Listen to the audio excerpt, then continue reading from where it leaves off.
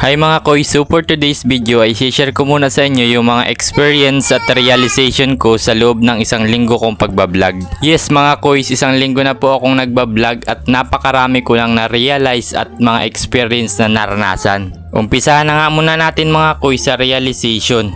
Akala ko noong una nga mga koys ay napakadali lang mag-vlog. Then na-realize ko na sobrang hirap pala. Pero okay lang dahil ginusto ko naman ito. Sa pag-i-edit nga ng video ako medyo nahihirapan. Dahil isang linggo pa nga lang ako nagbablog at hindi ko pa nga ito masyadong gamay.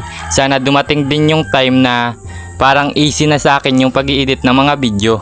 At na-realize ko din guys na sa umpisa, kakaunti lang talaga yung mga taong manunood sa mga videos mo. Akala ko nga nung una na once na nag-upload ka ng video ay magte-trending ka agad. Pero hindi pala ganun. Kailangan mo nga lang palang maging consistent sa pag-upload ng mga videos mo at maging matyaga dahil alam kong darating din yung time na dadami rin yung mga viewers mo at followers mo. At na-realize ko din na may mambabash at tatawa sa mga videos mo. Pero okay lang dahil alam kong piniprepare ako ng mundo to be a strong person at kailangan ko nga rin palang i-improve ang aking mga videos para mapatunayan ko sa kanila na kaya ko.